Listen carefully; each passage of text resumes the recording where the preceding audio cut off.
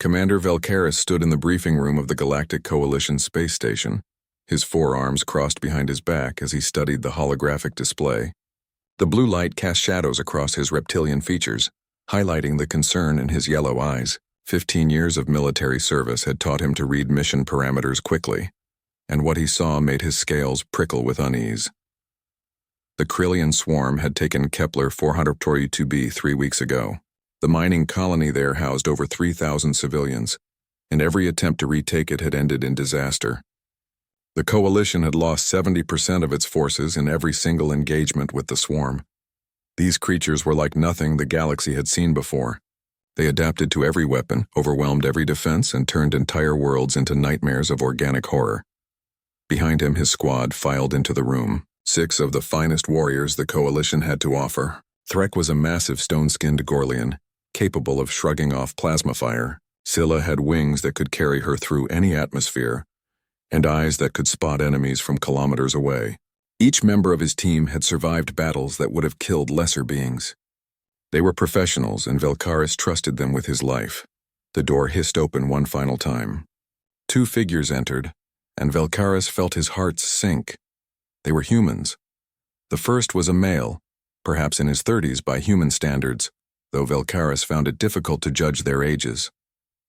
He was shorter than Velkaris by at least a head, with dark hair and eyes that seemed to take in everything without expression. His uniform identified him as Lieutenant Hyunwoo. The second was a female, slightly taller, with sharp features and hair pulled back in a tight knot. Captain Jiwon, according to her rank insignia. Both wore simple combat armor that looked almost primitive compared to the energy-shielded suits the rest of the squad used. Their weapons were kinetic projectile throwers, the kind of technology most species had abandoned centuries ago. They moved with economy, taking positions at the back of the room without making any sound. Velkaris tried to hide his disappointment. Humans, the newest species in the coalition, barely 100 years into space travel. Their worlds were classified as Class 9 death worlds, which meant they came from places with extreme conditions, but that was hardly unique. What made them special? They had no natural armor, no enhanced strength, no special senses. They lived less than 100 years. Their technology was generations behind the rest of the galaxy, and now 2 of them were supposed to help his squad face the most dangerous enemy the Coalition had ever encountered. Ambassador Dalmor, an insectoid diplomat with too many eyes, began the briefing. His translated voice buzzed through the speakers. The situation on Kepler 442b is critical. The Krillian swarm is establishing a permanent nest. If it reaches critical mass, they will be able to launch assault pods to nearby systems. We estimate 2 weeks before that happens. The hologram shifted, showing the mining colony. What had once been neat rows of industrial buildings was now covered in organic growth. Thick, pulsing tubes connected structures together. The ground itself seemed to writhe with movement. Your mission is twofold, Dalmor continued. Extract as many civilians as possible and plant nuclear charges at the heart of the nest. The charges must be manually placed and armed. Remote detonation has proven ineffective against Krillian interference. Threk rumbled a question in his deep voice. What about air support? The swarm's anti-air organisms make flight impossible below 10,000 meters. You will drop from orbit, fight through to the nest's core, arm the charges, and extract on foot to a safe distance before detonation. Velkaris studied the terrain. The nest's entrance was 5 kilometers from the nearest safe landing zone. 5 kilometers through territory controlled by creatures that had devastated 17 worlds. The last squad that attempted this mission had been wiped out to the last soldier. What about the humans? The question came from Scylla, her wings rustling with agitation. No offense intended, but their species has no combat record in operations of this scale. All eyes turned to the 2 humans. Captain Jiwon stepped forward, her face calm. We're here as specialists. The Coalition requested us specifically. Specialists in what? Velkaris asked, unable to keep the skepticism from his voice. Fighting things that scare you, Lieutenant Hyunwoo said quietly. It was the first time he had spoken.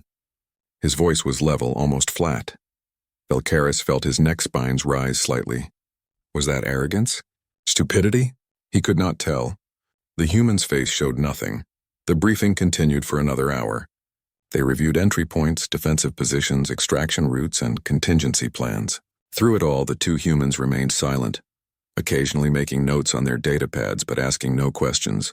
It bothered Velkaris more than he wanted to admit. Experienced soldiers asked questions. They probed for weaknesses in the plan, looked for angles the planners might have missed. These two just watched and listened. When the briefing ended, most of the squad filed out to prepare their equipment. Velkaris lingered and noticed the humans did as well. He approached them, his larger frame towering over their smaller forms.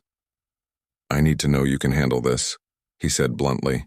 "I've read about your species. You have no natural defenses. Your reaction times are average at best. Your strength is below Coalition standard. Why did they send you?" Captain Jiwon met his eyes without flinching. "Because we've seen worse. Worse than the Krillian swarm? They've destroyed 17 worlds. They cocoon their victims alive. They adapt to every weapon we use against them. 70% casualties in every engagement. What could possibly be worse?" "Each other," Hyunwoo said simply. Velkaris blinked, not understanding. The lieutenant continued in that same quiet voice. "Humans have been at war with ourselves for thousands of years. We've created weapons designed specifically to kill other humans.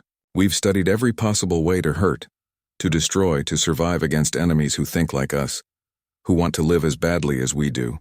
The swarm is terrifying, Commander, but they're not us."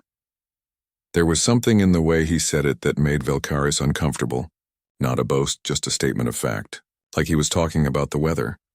"Your equipment looks outdated," Velkaris said, changing the subject. Jiwon smiled slightly. "Kinetic weapons.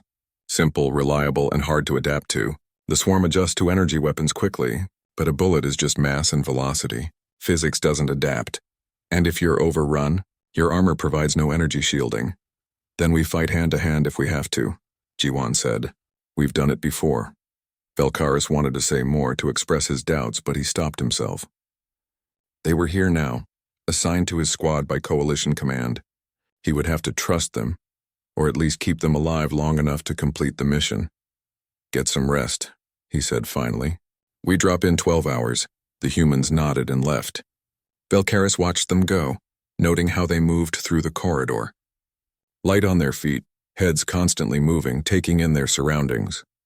Like predators in unfamiliar territory, he tried to shake off the feeling of unease. They were just another species, another set of soldiers. Weaker than most, less experienced than many, but Coalition Command must have had a reason for sending them. In 12 hours, he would find out what that reason was. In 12 hours, they would drop into hell itself, and he would see if these fragile humans could actually survive what was waiting for them. Velkaris returned to his quarters to prepare his equipment and his mind for the battle ahead. He had survived 15 years of combat by being thorough, by trusting his training, and by knowing the capabilities of everyone around him. But as he cleaned his plasma rifle and checked his armor seals, he could not stop thinking about what the human had said. "We've seen worse. What could possibly be worse than the swarm?" The dropship shook as it entered the atmosphere of Kepler 442b. Velkaris gripped the safety harness with two of his hands while his other two checked his weapons one final time. Around him, the squad sat in tense silence. Everyone knew what was waiting below. Everyone except the humans, apparently.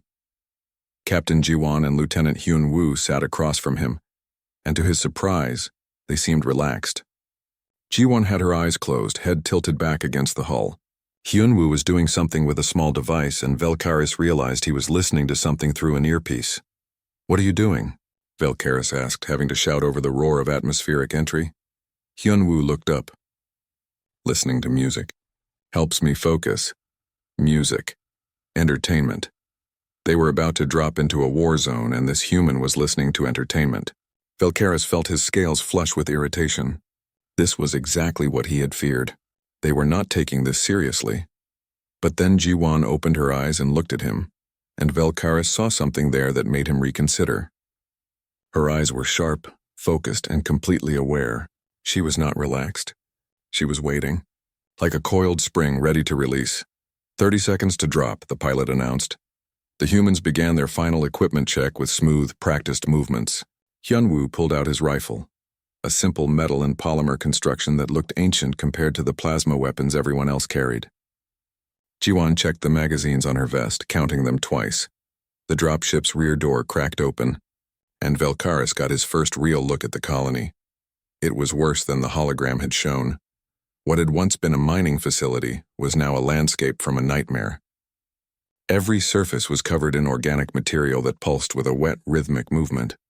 Thick tubes grew between buildings like diseased veins.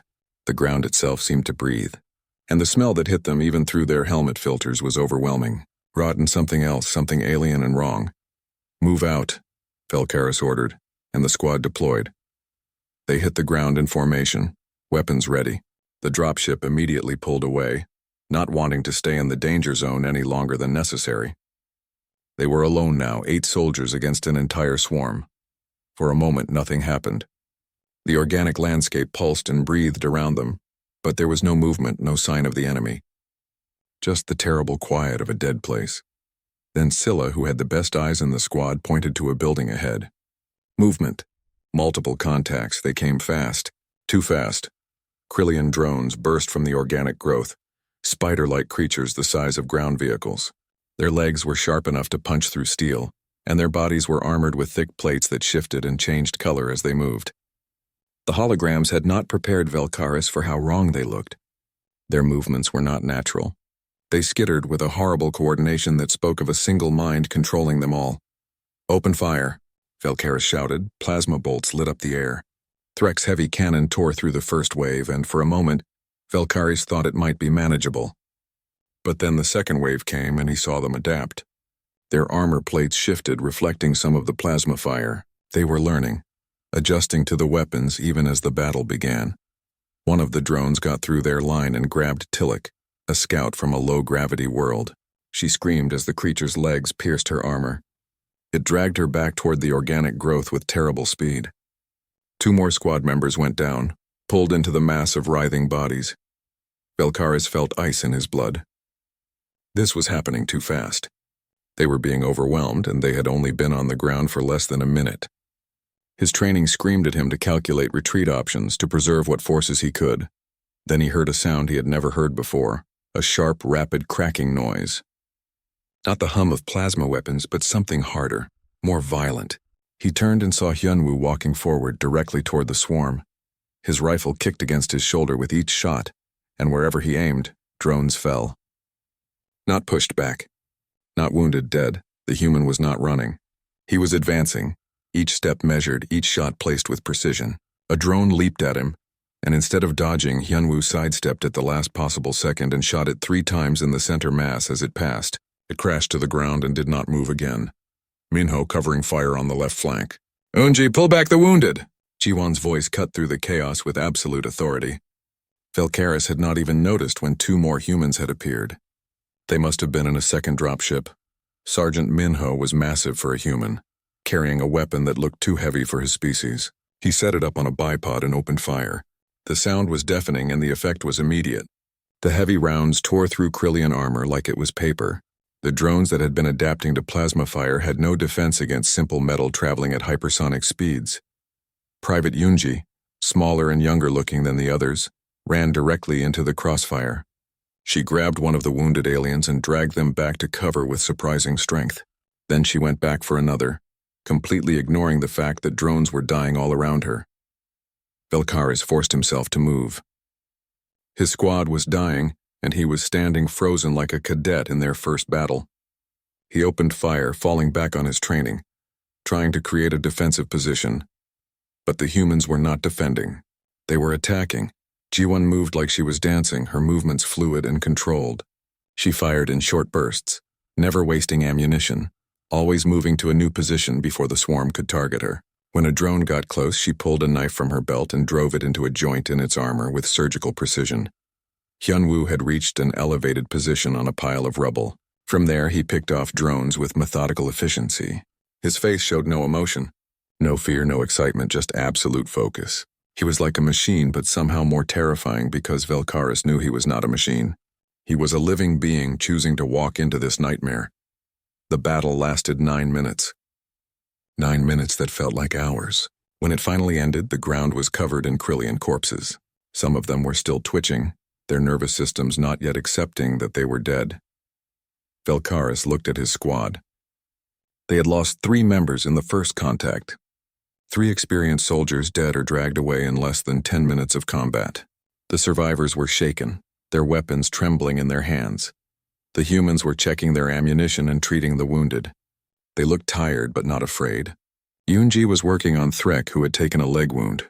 She moved with quick confidence, applying some kind of foam that sealed the injury. "We need to keep moving," Jawan said, approaching Velkaris. "The nest knows we're here now. It'll send more." "How did you do that?" Velkaris asked.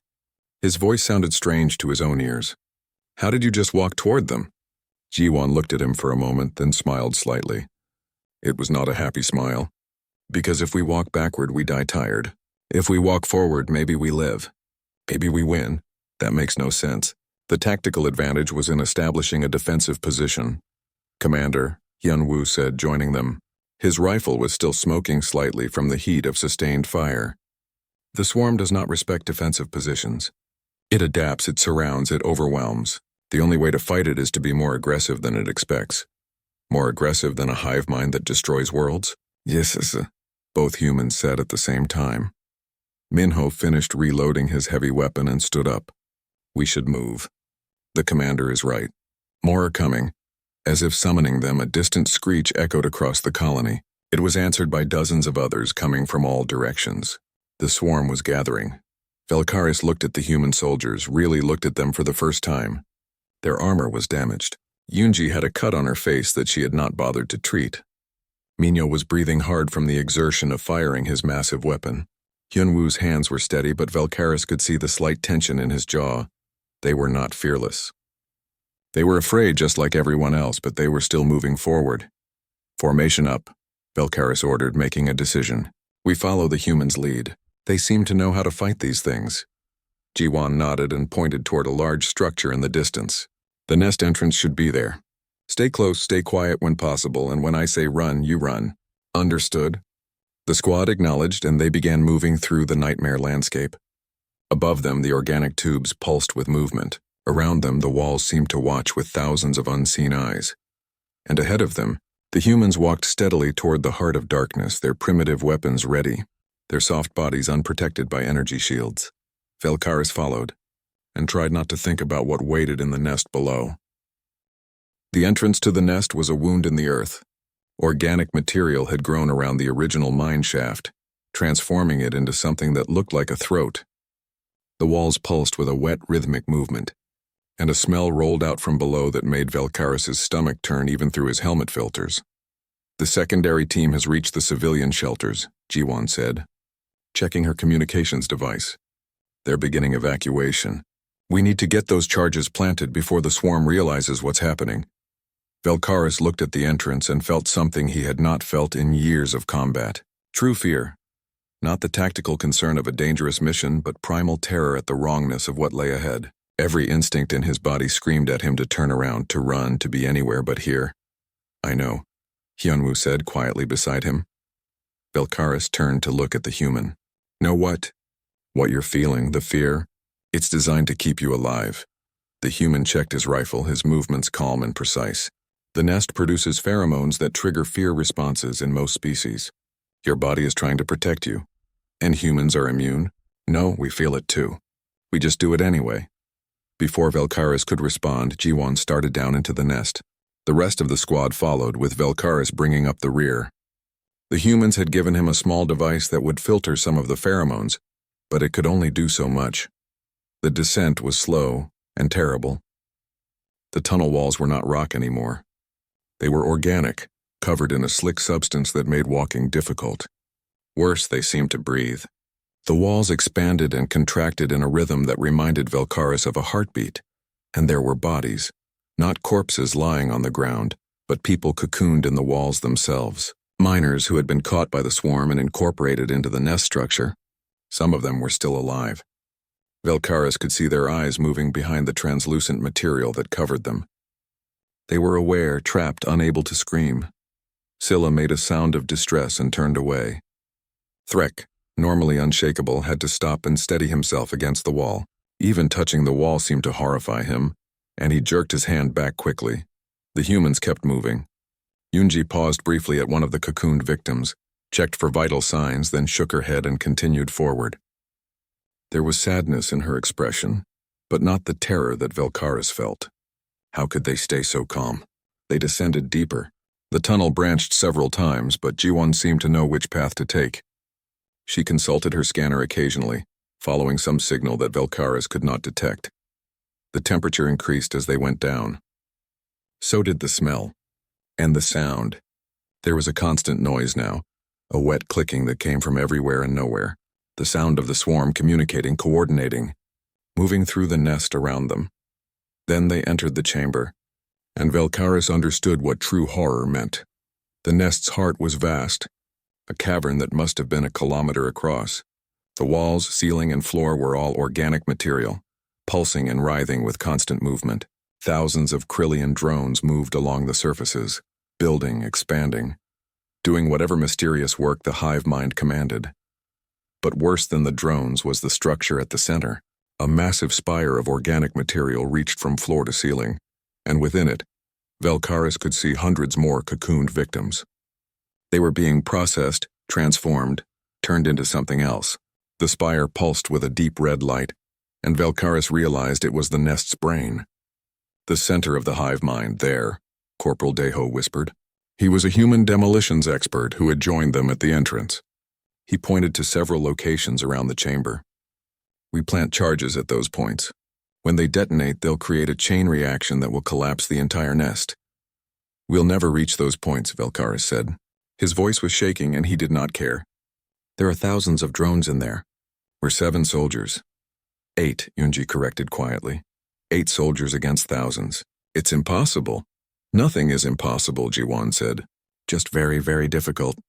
She was looking at the chamber with the same focused expression she always had. Velkaris wanted to grab her and shake her and make her understand that they were going to die here. That no amount of courage or determination could overcome these odds. Then the nest noticed them. A screech echoed through the chamber. Every drone stopped what it was doing and turned toward their position. Thousands of multifaceted eyes fixed on them. The temperature in the tunnel seemed to drop. Run! Jiwon shouted. They ran. Not away from the chamber, but into it. The humans led the way, and Velkaris found himself following because there was nothing else to do. Behind them, the swarm surged forward like a living wave. Minho set up his weapon at a choke point and opened fire, buying them precious seconds. Hyunwoo moved with incredible speed, placing explosives on structural points as they ran. Deho was doing the same, his hands steady even as drones screeched and died around him. They reached the first charge point. Deho worked quickly, setting the device and arming it. A drone burst from the wall beside them, and Yunji shot it 3 times before it could attack. The sound of gunfire in the enclosed space was deafening. Next point, Jiwon ordered. They moved again, fighting their way across the chamber. Velkaris lost track of time. Everything became a blur of movement and violence. He fired his plasma rifle until it overheated, switched to his backup weapon, fired that until its power cell depleted. Around him, his squad fought with desperate courage. But the humans fought with something else. Something Velkaris was only beginning to understand. They fought with absolute conviction. When Hyunwoo's rifle ran dry, he pulled out a sidearm and kept shooting. When that ran dry, he pulled out a knife. When a drone knocked him down, he stabbed it repeatedly until it stopped moving, then got up and continued to the next charge point. Yunji took a hit that would have killed most species. The drone's leg pierced through her armor and into her side. She shot the drone, pulled the leg out of her own body, applied some kind of seal to the wound, and continued working. Her face was pale and covered in sweat, but her hands never stopped moving. Minho's heavy weapon jammed after sustained fire. Instead of panicking, he pulled out a small explosive, armed it, and threw it into a group of drones. The explosion cleared a path, and he calmly began clearing the weapon's jam while standing in the open. They reached the 3rd charge point. 4 more to go, but the swarm was adapting. The drones were coordinating better, attacking from multiple angles. They were being herded, pushed toward a section of the chamber where the walls were covered in thick organic webbing. It's a trap, Velkaris said. They're learning our tactics. Good, Jiwon replied, which made no sense at all. They entered the webbed section, and immediately, nets of organic material dropped from above. Several squad members were caught, including Scylla. The drone surged forward to drag them away. Then Velkaris saw something that would haunt him forever. Daho pulled out a massive explosive charge and armed it. Not with the timer set for extraction. With a manual trigger in his hand. "Go!" he shouted. "Get the rest of the charges planted!" Daho, no! Unji screamed. But the human was already running toward the thickest concentration of drones, the ones dragging away Scylla and the others. He was using his own body as bait, drawing the swarm's attention away from the rest of the squad. The explosion, when it came, was massive. It created a corridor of devastation through the chamber, a path straight to the fourth charge point. Velkaris saw Daho's silhouette in the flash of light, still standing, still firing his weapon until the blast consumed him. They used that path. They had to. Daho had bought it with his life, and wasting that sacrifice would be unthinkable. They planted the fourth charge, the fifth, the sixth. Each time the cost was terrible. Each time the humans kept moving forward. At the seventh and final charge point, they faced something new. A Krillian Ravager. It was massive, 3 times the size of the largest drone, with armor that looked thick enough to withstand artillery. Coalition intelligence said that Ravagers were unbeatable in close combat. They could tear through battle tanks. A squad that encountered one was supposed to call for orbital strikes and retreat immediately. The humans looked at it, looked at each other, and nodded. "Minho, high explosive rounds," Jiwon said calmly. "Hyunwoo, target the joints." Hyunji, stay back with the commander and provide covering fire. Then they charged the Ravager. What followed was not a battle. It was something beyond Velkaris's understanding of combat. Minho fired explosive rounds at near point-blank range, accepting the damage from the blast to ensure they hit their target. Hyunwoo slid under the creature's legs using some kind of cutting torch on its joints, moving so fast that the Ravager could not track him.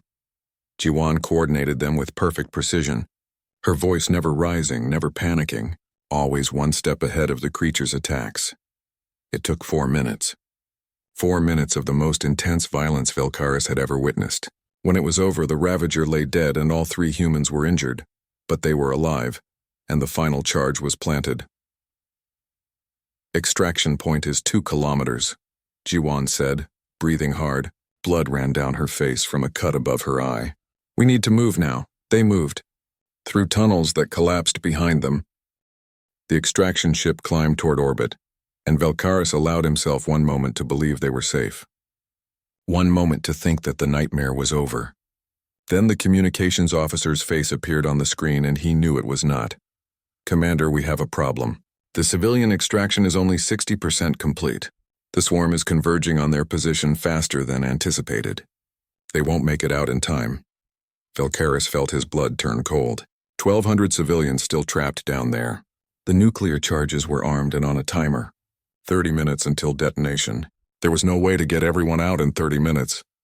"Abort the charges," he said immediately. "Reset the timer. Give them more time." "Negative, Commander. The nest is already detecting the charges. It's trying to neutralize them. If we don't detonate now, the mission fails. The swarm reaches critical mass and this entire sector falls." Velkaris looked at his squad. They were exhausted, wounded, barely functional. They had done everything asked of them and more. No one could expect them to go back down there. "Command is ordering immediate extraction," the communications officer continued. "The charges detonate in 28 minutes. You need to reach minimum safe distance." "Acknowledged," Velkaris said quietly. He started to give the order to continue to orbit. "No," Jiwon said. Velkaris turned to look at her. The human captain had blood running down her armor from multiple wounds. She had burns on her arms from the Ravager fight. She looked like she should be in a medical bay, not standing. "Captain, we have our orders." "Change them. We're going back. That's impossible. We can't save 1,200 people in 28 minutes. The mathematics don't work." "Humans don't do mathematics when our people are dying," Hyunwoo said. He was checking his rifle again, replacing the magazine even though it was only half empty. "Preparing to go back into hell. They're not even your people." Velkaris's voice rose despite himself. "They're coalition civilians. Mixed species. You don't even know them." "They're people," Yunji said simply. "That's enough." Velkaris looked at them and saw something in their eyes that made him understand. They were not going to leave those civilians. Orders did not matter.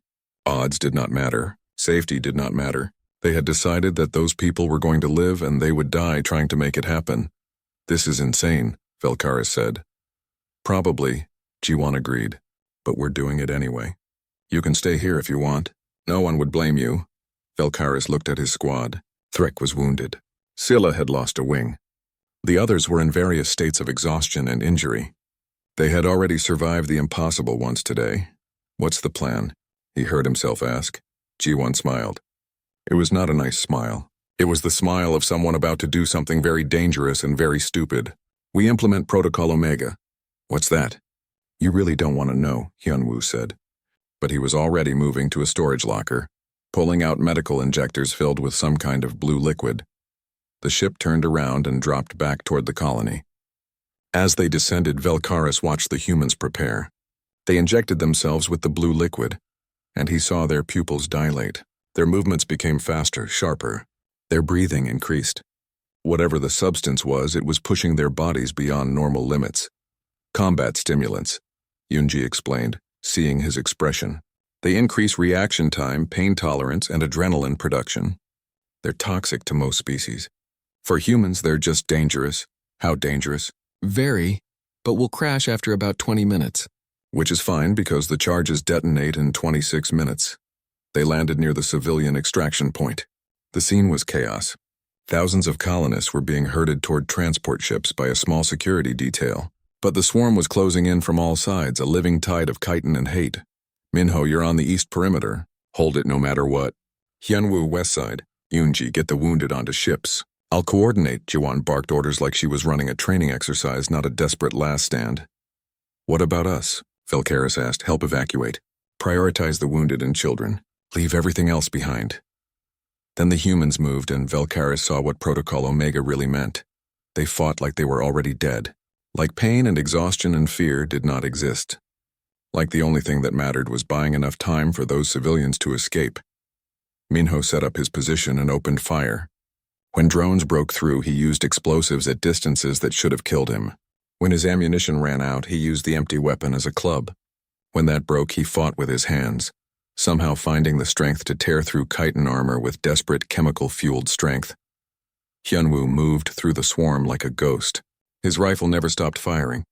When drones surrounded him, he would detonate a grenade and use the blast to clear space, somehow always staying on his feet. His face showed no expression at all, just that terrible, empty focus. Yoonji ran back and forth across the battlefield, pulling wounded civilians from the chaos. A drone slashed her across the back, and she barely slowed down. She was talking the entire time, keeping up a steady stream of reassurance to the people she rescued, even as blood soaked through her armor, and Jiwan was everywhere at once, coordinating, directing fire, making impossible decisions about who could be saved and who could not. Velkaris saw her face once during the battle, and what he saw there would haunt him forever. She was crying even as she gave orders. Tears ran down her face, but her voice never wavered. Velkaris and his squad did what they could. They helped load civilians onto ships, provided covering fire where possible. But they were spectators to something beyond their understanding. The humans were not fighting to win anymore. They were fighting to make every second count, to save every life possible before the inevitable end came. Private Suman, the communications specialist, had stayed at a central relay point to coordinate the evacuation. She was in the most dangerous position, surrounded by nest material, but her signal was necessary to guide the ships. With 10 minutes left on the timer, a swarm assault broke through directly toward her position. Velkaris saw it happen on his scanner and knew she was dead. There was no way anyone could reach her in time. Suman, fall back. Jiwan's voice cracked over the comm. Negative. If I leave this position, you lose coordination. 3 ships still incoming for the last civilians. Her voice was steady. Calm. I'll stay as long as I can. That's an order, Private. Sorry, Captain. Breaking up. Bad signal. There was something in Suman's voice. Not panic. Not resignation. Something that might have been peace. Velkaris watched the scanner as the swarm surrounded her position. Watched as her life signs flickered. Heard her voice come over the comm one final time. Ship 7, you're cleared for landing Zone 3. Ship 8, hold position for 30 seconds, then Zone 4 is yours. Ship 9. She coughed, and Velkaris could hear the pain she was hiding. Ship 9, you're good to go. Get them home safe. Her signal went dead. The evacuation continued. The ships lifted off, packed beyond capacity with civilians. Velkaris counted them. 1,193 saved. 1,200 had been the total. 7 civilians lost and 1 human. With 3 minutes on the timer, G1 ordered final extraction. The humans fell back to the last ship, moving on autopilot. Velkaris could see the stimulants wearing off. They were crashing, their bodies finally demanding payment for what had been done to them. Minho collapsed on the ship's deck. Junji fell beside him. Her medical training the only thing keeping her conscious enough to treat his wounds. Hyunwoo managed to reach a seat before his legs gave out. Jiwon stood at the ship's door looking back at the colony, looking at where Suman had made her last stand. "Captain, we need to go," Velkaris said gently. "I should have pulled her out sooner. She would not have left." "You know that." Jiwon nodded slowly and stepped back. The door closed. The ship climbed toward orbit, racing against the detonation timer. They made it to minimum safe distance with 40 seconds to spare. Through the viewport, they watched the colony vanish in a series of nuclear blasts. The entire nest collapsed, taking the swarm's critical mass with it. Mission successful. Sector saved. 1,193 civilians rescued. Velkaris looked at the humans. They were not celebrating. Minho had passed out from exhaustion. Yunji was quietly crying while she worked on his injuries. Hyunwoo sat with his head in his hands, his body shaking with delayed shock, and Jiwon stood at the viewport watching the flames fade, her face wet with tears she was not trying to hide. Velkaris realized that he had been wrong about everything. The humans were not fearless. They were terrified. Every moment of that battle they had been afraid. But they had fought anyway. They did not lack emotion. They felt everything more deeply than he had imagined. But they acted anyway. They were not crazy or suicidal. They knew exactly what they were risking. But they chose to risk it anyway. And that was the real horror, not the swarm with its organic nightmares, not the battles or the death. The real horror was understanding what humans were capable of when they decided something mattered. When they decided that strangers were worth dying for. When they looked at impossible odds and chose to fight anyway. 3 weeks had passed since Kepler 442b, and Velkaris still had nightmares. Not about the swarm or the nest or the battles. He dreamed about Suman's calm voice over the comm, guiding ships while she died. He dreamed about Daeho running toward the drones with a bomb in his hand. He dreamed about the humans' faces, showing fear and pain and determination all at once. The medical bay on the Coalition station was quiet. Velkaris walked through it slowly, his wounds mostly healed now. His species regenerated quickly.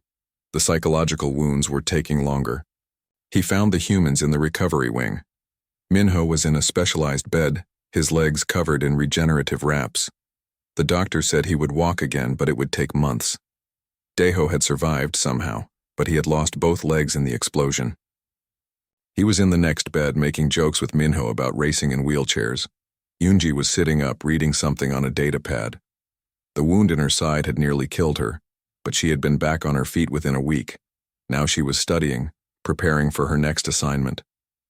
Hyunwoo was the only one who had been cleared for light duty. He sat in a chair by the window looking out at the stars with that same quiet expression he always wore. "Commander," Jiwon said, noticing Velkaris's arrival. She was in physical therapy, working through exercises to regain full mobility in her injured arm. "Captain, how are you feeling?" "Alive. That's better than the alternative." She smiled slightly. It reached her eyes this time, though there was sadness there too. There was always sadness now when Velkaris looked at the humans. He had thought they did not feel loss the way other species did. He had been so wrong. "I wanted to talk to you," Velkaris said. "About the mission. It's in my report. Mission successful. Acceptable casualties given the circumstances." "Acceptable? You lost one of your team. Another lost both legs. Everyone was injured. And we saved 1,193 civilians. The swarm's advance was stopped. The sector is secure." Jiwon set down her therapy equipment and looked at him directly. "Yes, Commander. Acceptable." "How do you do it?" The question burst out of Velkaris before he could stop it. "How do you live knowing that every mission might end like this? How do you keep fighting when you know what it costs?" Jiwon was quiet for a moment. Then she gestured to the others. Ask them. Velkaris approached Minho's bed. The large human looked diminished somehow without his legs, but his eyes were still sharp. The commander wants to know how we cope, Minho said with a slight smile. You want the military answer or the real one? The real one.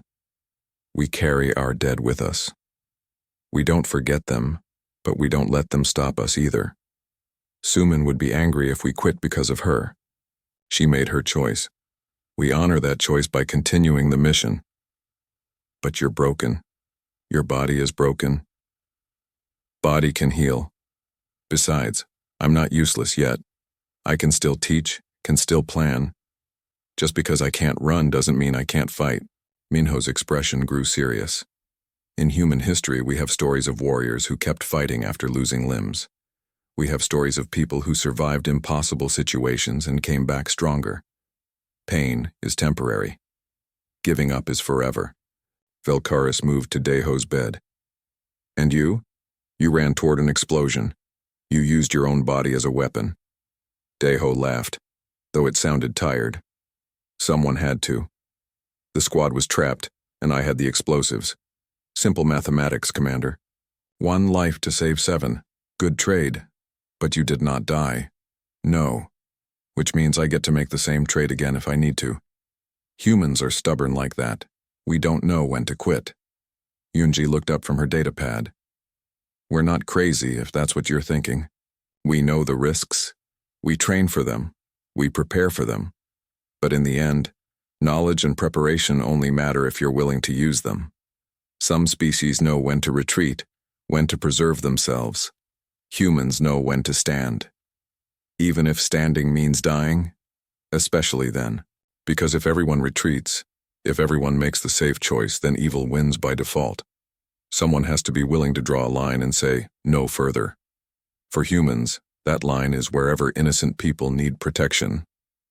Velkaris turned to Hyunwoo, who had been listening quietly. And you?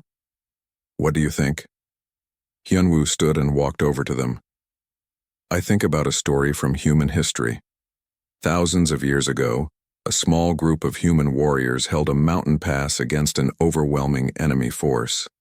They knew they would die. Everyone knew they would die. But they stood anyway because if they did not, the enemy would destroy their entire civilization. They fought for 3 days and killed thousands before they fell. He paused, looking out the window again.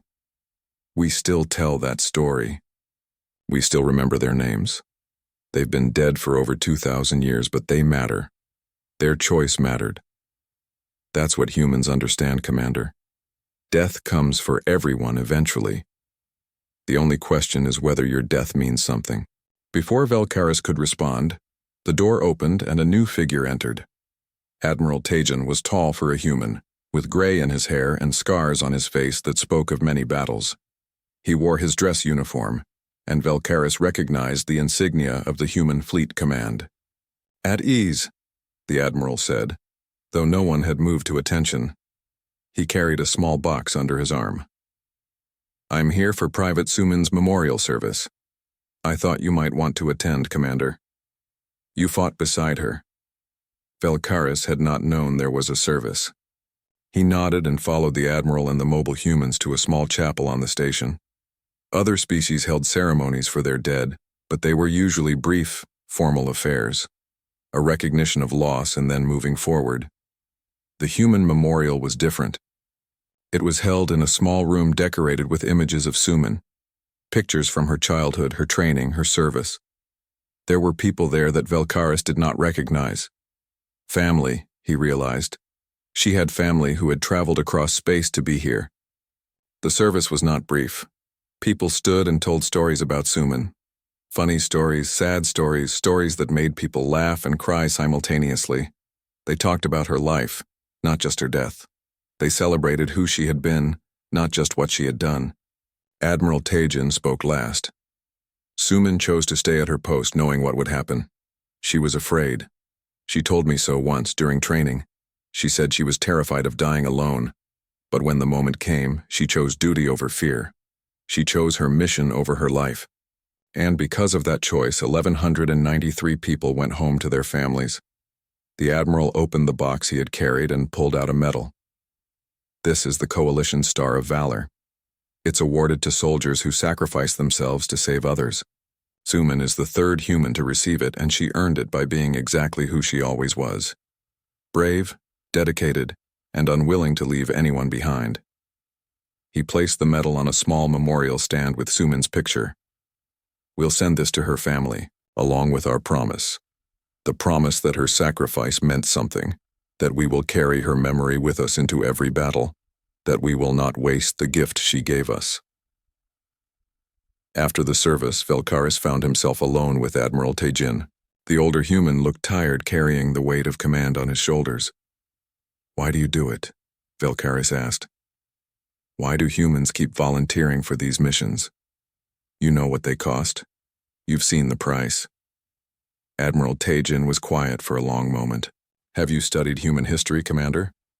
"Some." "Then you know we're a violent species. We spent thousands of years fighting each other, creating better ways to kill, better ways to destroy. We got very, very good at war." He stared at Suman's picture. "But we also got good at something else. We got good at deciding what was worth fighting for, what was worth dying for. And what is? Everything, everyone, the family you'll never meet. The child who will grow up because you stood between them and harm. The future that exists because you paid for it with your present." The Admiral turned to face Velkaris. "Other species fight to survive. Humans fight to make sure others can survive. That's the difference. But you feel fear. I've seen it. You're terrified during battle. Of course we are. Fear is what makes courage possible. If you're not afraid, then standing your ground is not brave. It's just easy. Humans understand that. We feel every bit of fear, every bit of pain, every bit of loss. But we've learned that feeling those things does not mean we have to stop. We can be afraid and fight anyway. We can be hurt and stand anyway. We can lose everything and keep going anyway." That sounds like torture. Sometimes it is. But it's also the most human thing about us. We endure. We persist. We carry our dead and our wounded, and we march toward tomorrow because someone has to. Admiral Tejin smiled slightly. "You asked how we cope. The answer is we don't. Always. Sometimes we break. Sometimes the weight is too much. But then we help each other up and we keep moving. Because giving up is not an option when people depend on you." Velkaris spent the rest of the day thinking about what he had learned. That evening, he sat in his quarters and began writing his after-action report.